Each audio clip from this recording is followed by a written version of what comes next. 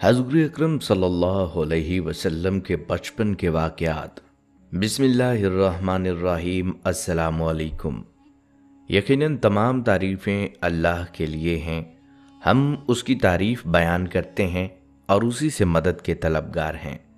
नाज़रीन, वलादत के 7वें दिन जनाब हज़रत अब्दुल मुत्तलिब अपने पोते हज़रत मोहम्मद सल्लल्लाहु अलैहि वसल्लम का अकीका करते हैं और सारे मक्का वालों को दावत अकीका में बुलाते हैं। उस वक्त किसी ने हज़रत अब्दुल मुत्तलिब से सवाल किया, इस बच्चे का नाम क्या रखा है? हज़रत अब्दुल मुत्तलिब और हज़रत आमना को पहले ही आप सल्लल्लाहु अलैहि वसल्लम के नाम की बशारत हो चुकी थी। चुनाचा उन्होंने फरमाया कि मैंने इसका नाम मोहम्मद रखा है। सरज़मीन अरब पर आज तक किसी ने अपने बेटे का नाम मोहम्मद न रखा था, जिसके लफ्ज़ी मानी है वो शख्स जिसकी तारीफ़ की जाए। मक्का वाले हज़रत अब्दुल मुत्तलिब से कहते हैं कि आपने ये कैसा नाम रखा है जो तारीख़ में किसी ने नहीं रखा। हज़रत अब्दुल मुत्तलिब कहते हैं कि मेरी तमन्ना यही है कि सारी दुनिया इस बच्चे की तारीफ़ करे, इसलिए मैंने इसका नाम मोहम्मद रखा है। यहूदी काहिन, जादूगर और शैतानी नुमाइंदे हज़ूर अकरम सल्लल्लाहु अलैहि वसल्लम की पैदाइश की रात आने वाले वाक़यात देख चुके थे, इसलिए वो इस पैदा होने वाले बच्चे के दुश्मन हो गए। वो ये सोच रहे थे अगर ये बच्चा बड़ा हो गया और इसने ऐलान नबूवत कर दिया तो हमारे लिए बहुत बड़ी तब्दीली लाएगा।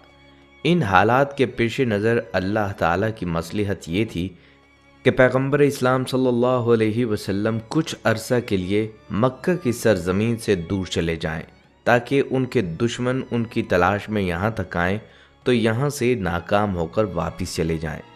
नाज़रीन, हजूर सल्लल्लाहु अलैहि वसल्लम के बारे में बड़ी रवायात में आता है कि आप सल्लल्लाहु अलैहि वसल्लम 2 महीने में बैठने लगे थे, 9 महीने में आप दौड़ने लगे थे, 30 माह यानी 2.5 साल की उम्र में आप सल्लल्लाहु अलैहि वसल्लम कुश्ती लड़ते थे। इतनी तेज़ी से होने वाली नशो नुमा एक तरफ तो एजाज़ नबूवत थी और दूसरी तरफ ये मसलहत भी पोशीदा थी कि आने वाला तो तलाश करेगा कि पिछले साल 12 रबीउल अव्वल को पैदा होने वाला बच्चा कहाँ है। उसके जहन में यही होगा कि 1 साल का बच्चा है, अभी चलने के काबिल हुआ होगा।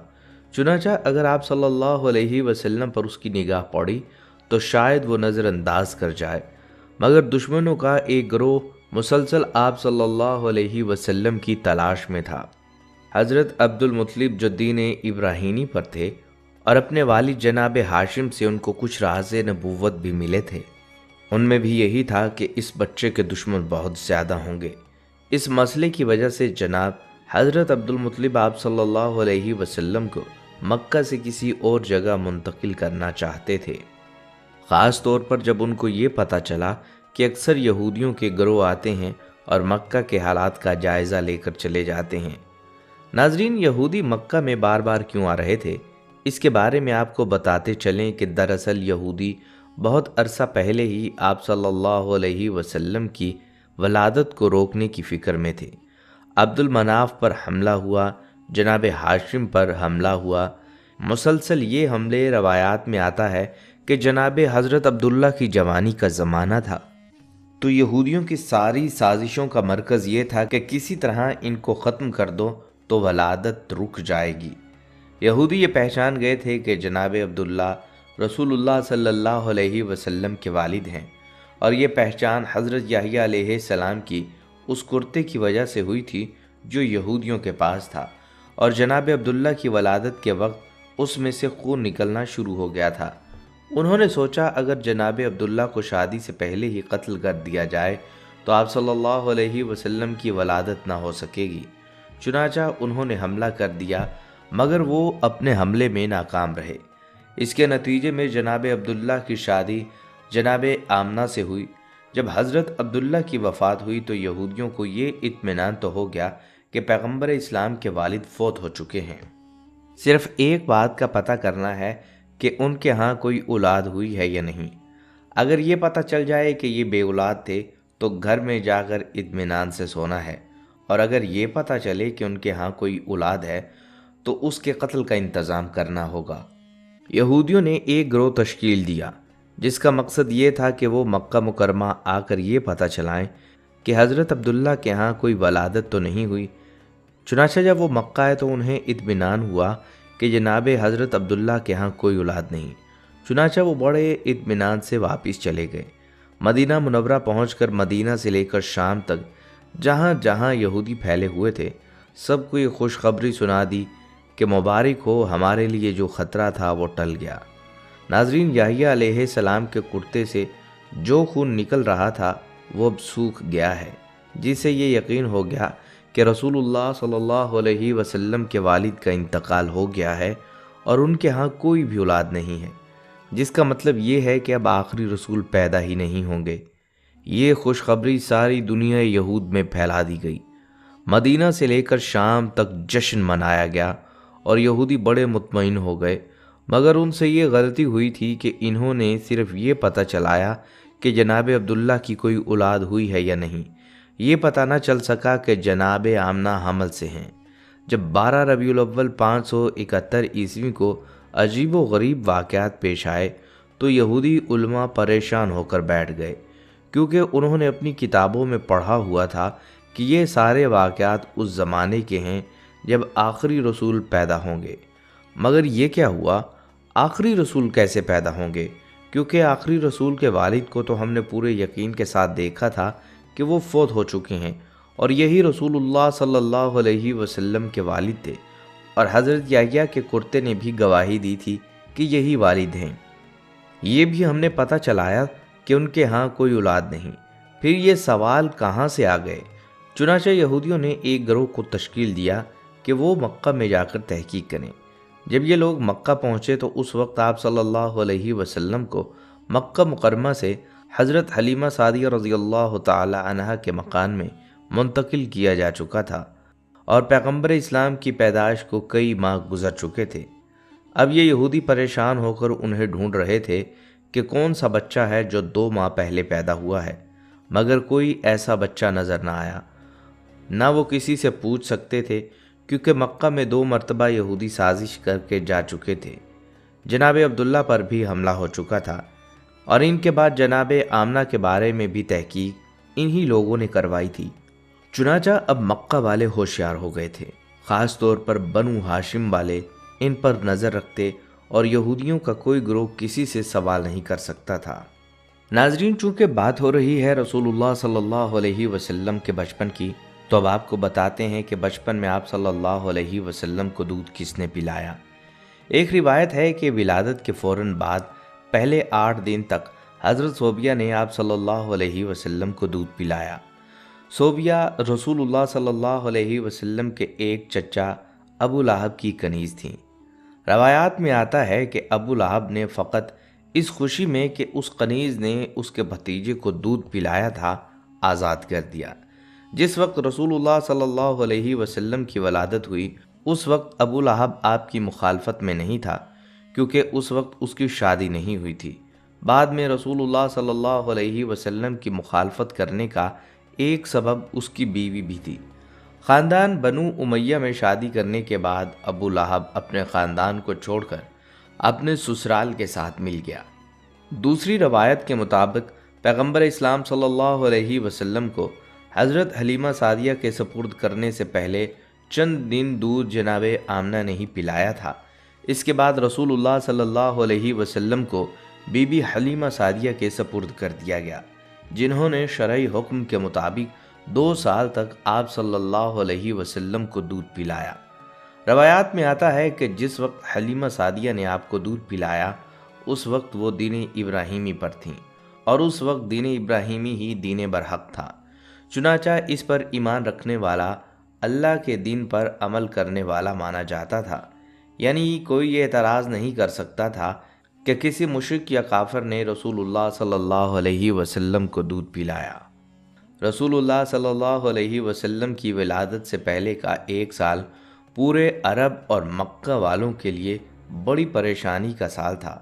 بارشیں کم ہوئی تھیں، جس کی وجہ سے غلہ کم پیدا ہوا تھا۔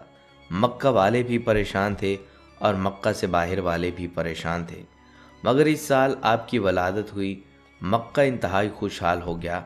लेकिन मक्का के बाहर अभी तक कहत पड़ा हुआ था, जिसकी वजह से आस पास के जो कबीले थे वहाँ से लोग रोज़गार के लिए मक्का आ रहे थे। यहाँ एक तरफ मक्का में कहत नहीं था और गल्ला की कसरत थी, मगर दूसरी तरफ एक परेशानी खड़ी हो गई कि इस ज़माने में मक्का में एक वबाई बीमारी फैली हुई थी। ख़ास तौर पर बच्चे इसकी लपेट में जल्दी आ रहे थे। एक से दूसरे, दूसरे से तीसरे घर में ये बीमारी फैलती जा रही थी। तो ये दो सबब आप सल्लल्लाहु अलैहि वसल्लम की विलादत के फ़ौरन बाद पहले हफ्ते में पेश आए। आप सल्लल्लाहु अलैहि वसल्लम को परवरदिगार आलम ने हर मुसीबत और परेशानी से दूर रखा था, मगर वालिदैन तो परेशान थे। और दूसरी बात ये कि मक्का के बाहर से जो लोग रोज़गार की तलाश में आ रहे थे उनकी मदद करना भी ज़रूरी था। और तीसरी बात, जैसा कि पहले ज़िक्र हुआ कि यहूदी जासूस ये देखने के लिए कि आखिरी रसूल पैदा हुए हैं कि नहीं, मुसलसल मक्का के चक्कर लगा रहे थे। इन हालात में अब जितना जल्द रसूलुल्लाह सल्लल्लाहु अलैहि वसल्लम को मक्का से मुंतकिल किया जाए, उतना ही ज़ाहिरी एतबार से आप सल्लल्लाहु अलैहि वसल्लम की हिफाजत के लिए बेहतर था। अगरचा अल्लाह ताला ज़ाहिर को रख कर रसूलुल्लाह सल्लल्लाहु अलैहि वसल्लम की हिफाजत कर सकता था, मगर मक्का से दूर ले जाने में भी मसलहत थी। 7वें दिन आप सल्लल्लाहु अलैहि वसल्लम का अकीका होता है। अकीके वाले दिन सुबह के वक्त जनाब आमना अपने बिस्तर पर लेटी होती हैं कि यकायक एक बशारत होती है। जनाब आमना चूँकि पैगम्बर इस्लाम सल्लल्लाहु अलैहि वसल्लम की वालिदा हैं और दीन इब्राहीमी पर हैं, इतना तो समझ सकती हैं कि बशारत क्या है। ये जो आवाज़ आ रही है ये कहाँ से आ रही है। बहरहाल उन्हें ये बशारत होती है कि अपने बच्चे को उसके हवाले करना जिसका नाम हलीमा सादिया है। अकीके के अगले दिन यानी वलादत के 8वें दिन रसूलुल्लाह सल्लल्लाहु अलैहि वसल्लम को मक्का से मुंतकिल कर दिया गया। जैसा कि पहले ज़िक्र हुआ कि मक्के से बाहर कहत पड़ा हुआ था, लेकिन कहत ना भी पड़ता तब भी अरबों का ये रिवाज था कि साल में 2 दफ़ा जब सर्दी ख़त्म होती और जब गर्मी ख़त्म होती थी तो जो आसपास के देहात थे वहाँ की औरतें मक्का में आ जाती थीं और एक एक शख्स के दरवाज़े पर जाती थीं, अगर आपका कोई बच्चा है तो हमें दे दीजिए, हम उसकी परवरिश करेंगे, उसे दूध पिलाएंगे और जो उजरत तय पाएगी उस पर बच्चा उनके हवाले कर दिया जाएगा। मुसलसल कहत के ज़माने में तो ज़्यादा औरतें आ रही थीं। 8वें दिन जनाब हज़रत अब्दुल मुत्तलिब अपने ग़ुलाम को बुलाकर कहते हैं कि जाकर मक्का के बाज़ारों में, गलियों में और जहाँ ये औरतें जमा होती हैं वहाँ जाकर मालूम करो कि क्या कोई ऐसी औरत है जो मेरे इस बच्चे को ले जाने के लिए तैयार हो। नाज़रीन, मक्का से कुछ फासले पर कबीला बनु साद अरब का एक बहुत बड़ा कबीला था। बीबी हलीमा सादिया का ताल्लुक़ उसी कबीले से था और इसी निस्बत से उनका नाम हलीमा सादिया हो गया। हज़रत हलीमा सादिया कहती हैं, कबीला बनी साद बिन बकर के साथ दूध पिलाने के लिए किसी बच्चे को लेने मक्का मुकरमा आई। ये शदीद कहत साली का ज़माना था कि आसमान से ज़मीन पर पानी का एक कतरा तक नहीं बरसा था। हमारी एक मादा गधी थी जो लागुर और कमज़ोरी की वजह से चल नहीं सकती थी। एक ऊँटनी थी जो दूध की एक बूंद भी नहीं देती थी। मेरे साथ मेरा शीर खार बच्चा अब्दुल्ला और मेरे शोहर हारिस बिन अब्दुल इज़्ज़ा मौजूद थे। हमारी तंगी का ये आलम था कि ना रात चैन से गुजरती और ना दिन आराम से। हज़रत हलीमा सादिया रज़ियल्लाहु तआला अन्हा की छातियों में दूध नाकाफ़ी था, इसलिए बच्चा बेचैन रहता। उसके रोने के सबब मियाँ बीवी रात को आराम नहीं कर सकते थे। जब हमारे कबीले की औरतें मक्का मुकरमा में पहुँचीं तो उन्होंने दूध पिलाने के लिए तमाम बच्चों को ले लिया, सिवाय हजूर सल्लल्लाहु अलैहि वसल्लम के, क्योंकि जब वो सुनती थीं कि ये बच्चा यतीम है तो उनके यहाँ जाती ही ना थीं। कोई औरत भी ऐसी ना थी जिसने कोई बच्चा ना ले लिया हो। सिर्फ मैं ही बाकी थी और हजूर सल्लल्लाहु अलैहि वसल्लम के सिवा कोई भी बच्चा मौजूद नहीं था। मैंने अपने शोहर से कहा, खुदा की कसम, बच्चा लिए बग़ैर मक्का मुकरमा से लौटना मुझे अच्छा नहीं लग रहा। मैं जाती हूँ और उसी बच्चे को ले लेती हूँ। मैं उसी यतीम बच्चे को दूध पिलाऊंगी। अगले दिन हज़रत हलीमा सादिया रज़ियल्लाहु तआला अन्हा सरदार अब्दुल मुत्तलिब के पास आईं और कहने लगीं, मेरा नाम हलीमा सादिया है और मेरा ताल्लुक़ बनु साद कबीले से है। ہمارا قبیلہ کبھی بھی حجاز کی سرحدوں سے باہر نہیں نکلا۔ ہمارے قبیلے کی زبانوں پر کبھی گونگوں کا اثر نہیں ہوا، اور نہ ہی ہمارے علاقے کی ہواؤں پر شہروں کی گندگی اور غلاظت کا اثر ہے۔ ہمارے قبیلہ کے بچوں کے ساتھ محبت اور شفقت سارے قریش میں مشہور ہے، اور ہم یہ بہت ہی بہتر زیادہ جانتی ہیں کہ روتے ہوئے بچوں کو کیسے ہنسایا جاتا ہے، اور کمزور جسم والے بچوں کو کن ترکیبوں سے توازن اور مضبوط بنایا جا سکتا ہے۔ یہ باتیں سن کر حضرت عبد المطلب نے نبی اکرم صلی اللہ علیہ وسلم کو حضرت حلیمہ سعدیہ رضی اللہ تعالیٰ عنہ کے حوالے کرنے کی حامی بھر لی۔ حضرت حلیمہ سعدیہ رضی اللہ تعالیٰ عنہ بیان فرماتی ہیں کہ جب میں رسول اللہ صلی اللہ علیہ وسلم کو لینے کے لیے ان کے پاس پہنچی تو میں نے دیکھا کہ نبی صلی اللہ علیہ وسلم دودھ سے زیادہ سفید اونی کپڑے میں لپٹے ہوئے ہیں، اور آپ سے مشک و عنبر کی خوشبوئیں لپٹیں مار رہی ہیں۔ سرکار دو عالم صلی اللہ علیہ وسلم کے سر کے نیچے سبز حریر بچھا ہوا ہے، اور آپ خراٹے لیتے ہوئے اپنی کفا پر محو خواب ہیں۔ حضرت حلیمہ سعدیہ رضی اللہ تعالیٰ عنہ بیان فرماتی ہیں کہ میں نے چاہا کہ آپ کو خواب سے بیدار کر دوں، پر میں حضور صلی اللہ علیہ وسلم کے حسن و جمال پر فریفتہ ہو گئی۔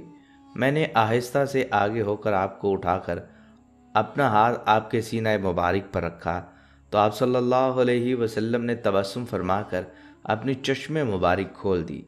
نبی صلی اللہ علیہ وسلم نے میری طرف نظر کرم اٹھائی تو آپ کے چشمان مبارک سے ایک نور نکلا جو آسمان تک پرواز کر گیا۔ میں آپ صلی اللہ علیہ وسلم کی دونوں چشمان مبارک کے درمیان بوسہ دیا اور اپنی گود میں بٹھا لیا تاکہ دودھ پلاؤں۔ میں نے داہنا پستان آپ صلی اللہ علیہ وسلم کے دہن مبارک میں دیا تو آپ صلی اللہ علیہ وسلم نے دودھ نوش فرما لیا۔ پھر میں نے چاہا کہ اپنا بائیں پستان دہن مبارک میں دوں تو آپ صلی اللہ علیہ وسلم نے نہ لیا اور اس سے دودھ نہ پیا۔ حضرت ابن عباس رضی اللہ تعالی عنہ فرماتے ہیں کہ اللہ تعالیٰ نے آپ صلی اللہ علیہ وسلم کو ابتدائی حالت میں ہی عدالت و انصاف ملحوظ رکھنے کا الہام فرما دیا تھا۔ آپ صلی اللہ علیہ وسلم چاہتے تھے کہ ایک ہی پستان کا دودھ آپ کا ہے، کیونکہ حلیمہ سعدیہ کا ایک اور لڑکا بھی ہے۔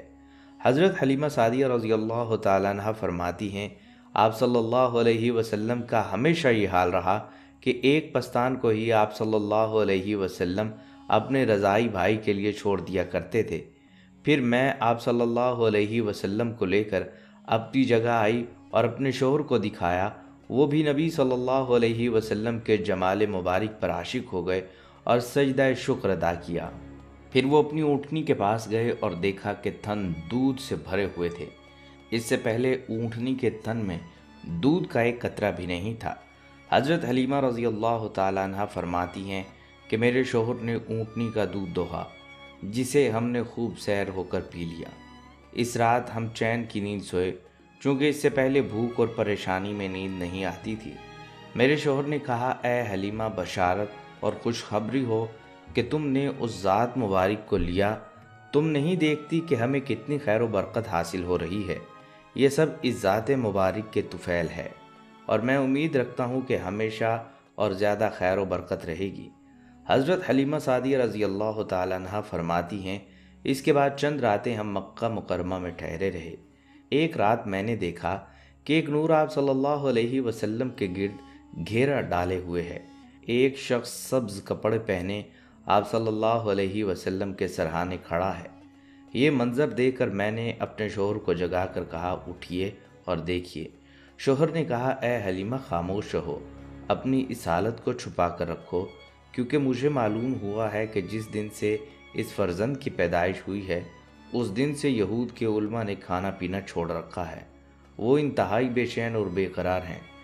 حلیمہ سعدیہ رضی اللہ تعالیٰ عنہ فرماتی ہیں کہ اس دن کے بعد لوگوں نے ایک دوسرے کو رخصت کیا اور مجھے بھی سیدہ آمنہ نے رخصت کر دیا۔ حضرت حلیمہ سعدیہ رضی اللہ تعالیٰ عنہ فرماتی ہیں کہ جب میں اپنی اونٹنی پر آپ صلی اللہ علیہ وسلم کو اپنی گود میں لے کر سوار ہوئی تو میری اونٹنی خوب چست اور چالاک ہو گئی اور اپنی گردن اوپر تان کر چلنے لگی۔ جب ہم خانہ کعبہ کے سامنے پہنچے تو اس نے 3 سجدے کیے اور اپنے سر کو آسمان کی جانب اٹھا لیا اور چلانے لگ گئی۔ پھر قبیلے کے جانوروں کے آگے آگے دوڑنے لگی۔ لوگ اس کی تیز رفتاری پر تعجب کرنے لگے۔ عورتوں نے مجھ سے کہا، اے حلیمہ، کیا یہ وہی جانور ہے جس پر سوار ہو کر تو ہمارے ساتھ آئی تھی؟ کیا یہی وہ اونٹنی ہے جو تمہارے بوجھ کو اٹھا نہیں سکتی تھی اور سیدھی تک نہیں ہو سکتی تھی؟ میں نے جواب دیا، خدا کی قسم یہ وہی اونٹنی ہے، لیکن اللہ تعالیٰ نے اس فرزند کی برکت سے اسے قوی اور طاقتور کر دیا ہے۔ یہ سن کر ان عورتوں نے کہا، خدا کی قسم اس بچے کی بڑی نرالی شان ہے۔ حضرت حلیمہ رضی اللہ تعالیٰ عنہ مزید فرماتی ہیں کہ میں نے اپنے دراز گوش کو یہ جواب دیتے ہوئے سنا کہ خدا کی قسم میری بڑی شان ہے، میں مردہ تھی، مجھے زندگی عطا کی گئی، میں لاغر اور کمزور تھی، مجھے قوت اور توانائی بخشی گئی۔ اے بنی سعد کی عورتوں، تم پر تعجب ہے اور تم غفلت میں ہو۔ تم نہیں جانتی کہ میری پشت پر کون ہے؟ میری پشت پر سید المرسلین، خاتم الانبیاء اور حبیب کبریا تشریف فرما ہے۔ حضرت حلیمہ سعدیہ رضی اللہ تعالیٰ عنہ بیان کرتی ہیں کہ میں جس راستے سے بھی گزرتی، راستے میں دائیں بائیں سے یہ آوازیں آتی، اے حلیمہ تم تو نگر ہو گئی اور بنی سعد کی عورتوں میں تم بزرگ ترین ہو گئی۔ بکریوں کے جس ریوڑ پر سے میں گزرتی، بکریاں سامنے آ کر کہتی، اے حلیمہ کیا تم جانتی ہو کہ تمہارا دودھ پینے والا کون ہے؟ یہ محمد صلی اللہ علیہ وسلم، زمین و آسمان کے رب رسول اللہ صلی اللہ علیہ وسلم اور تمام بنی آدم سے افضل ہیں۔ حلیمہ سعدیہ مزید فرماتی ہیں کہ ہم جس منزل پر بھی قیام کرتے، اللہ تبارک و تعالی اس منزل کو سرسبز و شاداب فرما دیتے، باوجود اس کے کہ وہ قحط سالی کا زمانہ تھا۔ حضرت حلیمہ سعدیہ رضی اللہ تعالیٰ عنہ مزید بیان فرماتی ہیں کہ جب ہم ننھے حضور صلی اللہ علیہ وسلم کو اپنے ساتھ لے کر اپنی آبادی میں پہنچے تو تمام آبادی مشک و عنبر کی خوشبو میں نہا گئی، یعنی کہ ہر طرف سے مشک اور عنبر کی خوشبو آنے لگی، اور حضور صلی اللہ علیہ وسلم سے محبت اور عقیدت ہر آدمی کے دل میں معجزن ہو گئی۔ ہر کوئی آپ صلی اللہ علیہ وسلم سے پیار کرتا تھا، اور اگر انہیں کوئی تکلیف ہوتی تو آپ صلی اللہ علیہ وسلم کا دست مبارک اس جگہ سے مس کرتے تو اللہ کے حکم سے وہ تکلیف فوراً دور ہو جاتی۔ یہاں تک کہ اپنے جانوروں کا علاج بھی آپ صلی اللہ علیہ وسلم کے دست مبارک سے کرتے تھے۔ آپ رضی اللہ تعالیٰ عنہ مزید فرماتی ہیں کہ جب میں آپ صلی اللہ علیہ وسلم کو اپنے خیمے میں لے کر آئی، میں نے انہیں دودھ پلایا۔ ننھے حضور صلی اللہ علیہ وسلم کے دودھ پینے کی برکت سے میری چھاتیاں جو پہلے دودھ سے خالی تھیں اب دودھ سے بھر گئیں۔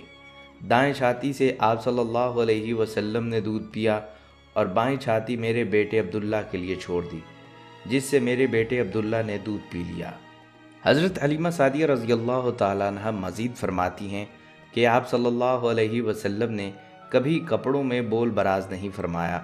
ننھے آقا صلی اللہ علیہ وسلم کے بول براز کا ایک وقت مقرر تھا۔ جب بھی میں ارادہ کرتی کہ آپ صلی اللہ علیہ وسلم کے دہن مبارک کو دودھ وغیرہ سے پاک کر دوں تو غیب سے مجھ پر سبقت ہوتی اور آپ کا دہن مبارک پاک اور صاف ہو جاتا۔ جب کبھی حضور صلی اللہ علیہ وسلم کا ستر مبارک کھل جاتا تو آپ صلی اللہ علیہ وسلم حرکت کرتے اور فریاد کرتے، یہاں تک کہ میں ستر ڈھانپ دیتی، اور اگر ڈھانپنے میں میری طرف سے تاخیر یا کوئی کوتاہی ہو جاتی تو غیب سے اسے ڈھانپ دیا جاتا، یعنی فرشتے فوراً ستر چھپا دیتے تھے۔ حضرت حلیمہ سعدیہ رضی اللہ تعالیٰ عنہ بیان فرماتی ہیں کہ جب حضور صلی اللہ علیہ وسلم کی عمر مبارک 2 سال کی ہو گئی تو آپ صلی اللہ علیہ وسلم کو حسب وعدہ مکہ مکرمہ میں واپس چھوڑنے کا وقت آ گیا، لیکن میرا دل نہیں مانتا تھا، کیونکہ آپ صلی اللہ علیہ وسلم کی برکات سے ہم مستفید ہو رہے تھے۔ حضور صلی اللہ علیہ وسلم کی نشو و نما دوسرے بچوں سے نرالی تھی۔ ایک دن میں آپ صلی اللہ علیہ وسلم کی نشو و نما اتنی ہوتی جتنی دوسرے بچوں کی 1 ماہ میں ہوتی، اور 1 ماہ میں اتنی ہوتی جتنی دوسرے بچوں کی 1 سال میں ہوتی، اور روزانہ ایک نور آفتاب کی مانند آپ پر اترتا اور آپ کو ڈھانپ لیتا۔ روزانہ 2 سفید مرغ آپ صلی اللہ علیہ وسلم کے گریبان میں داخل ہو کر روح پوش ہو جاتے تھے۔ آپ صلی اللہ علیہ وسلم نہ روتے نہ چلاتے اور نہ بدخلقی کا اظہار فرماتے۔ شروع سے آپ صلی اللہ علیہ وسلم کا یہی حال تھا۔ حضرت حلیمہ سعدیہ رضی اللہ تعالیٰ عنہ نے 2 سال تک ننھے حضور صلی اللہ علیہ وسلم کو اپنی پرورش میں بہت محبت سے پالا۔ انہوں نے اپنے دودھ میں محبت و فصاحت اور بلاغت کو گھول گھول کر آپ صلی اللہ علیہ وسلم کو پلایا۔ جب آپ صلی اللہ علیہ وسلم کی مدت پوری ہو گئی تو آپ کا دودھ چھڑایا گیا۔ جسمانی اعتبار سے آپ صلی اللہ علیہ وسلم اپنی عمر سے دگنے نظر آتے تھے۔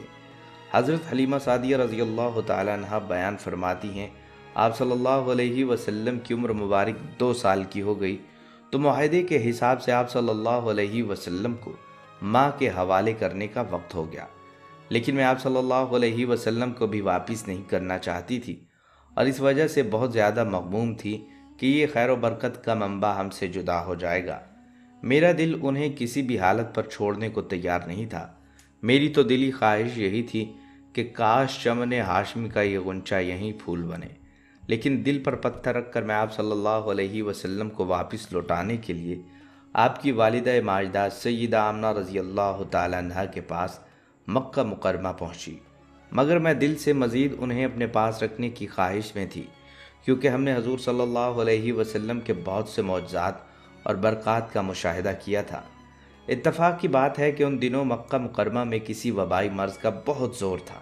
حضرت حلیمہ سعدیہ رضی اللہ تعالیٰ عنہ نے حضور صلی اللہ علیہ وسلم کو حضور صلی اللہ علیہ وسلم کی والدہ ماجدہ حضرت بی بی آمنہ رضی اللہ تعالیٰ عنہ سے مزید اپنے پاس رکھنے کا خیال ظاہر کیا تو سیدہ آمنہ رضی اللہ تعالیٰ عنہ نے اس وبا کی وجہ سے واپسی پر کوئی اصرار نہ کیا، اور یوں حضرت حلیمہ سعدیہ رضی اللہ تعالیٰ عنہ کی مراد بھرائی اور خوشی خوشی آپ صلی اللہ علیہ وسلم کو لے کر دوبارہ اپنے گھر چلی آئیں۔